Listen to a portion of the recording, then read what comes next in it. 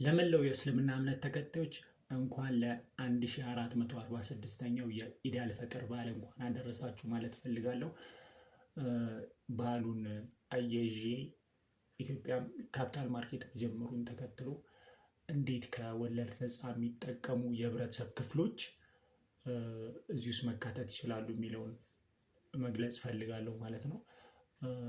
ያው እንደሚታወቀው ካፒታል ማርኬት በሁለት ይከፈላል በዋናነት የሼር ማርኬት የአክሲዮን ገበያ እና የቦንድ ገበያ ማለት ነው።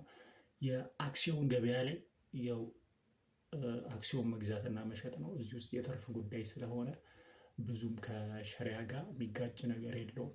ግን ካምፓኒዎቹ ከሸሪያ ጋር የሚጥስና የማይጥስ መሆኑን ለምሳሌ ካምፓኒዎቹ አልኮል የሚሸጡ ወይንም የተለያዩ ከሸሪያ ጋር የሚጋጭ ድርጊት ውስጥ የሚገቡ ከሆነ ሸሪያ ኮምፕላያንት እንዲሆን ሮቦ አድቫይዘሮች አሰስመንት ይሰራሉ ማለት ነው። የቦንድ ጉዳይ ግን ያው ከወለድ ነፃ የሚጠቀሙ ሰዎች ቦንድ ወለድ ስለሆነ ማለት ነው ከዚህ ጋር ብዙ የሚያገናኛቸው ጉዳይ የለም።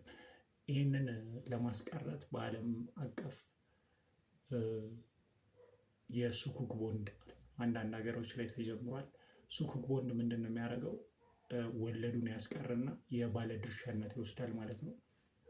ይህንን በቀላሉ ለመግለጽ ለአንድ ቦንድ ሱኩክ ቦንድ ኢሹ ያደረገ ካምፓኒ ወይንም እንደ መንግስት የባለድርሻነት ለሱኩክ ቦንድ ለገዙ ግለሰቦች ይሰጥና ወይንም ደግሞ ድርጅቶች ይሰጥና ከዛ ላይ ትርፋቸውን እንዲወስዱ ያደርጋል ማለት ነው።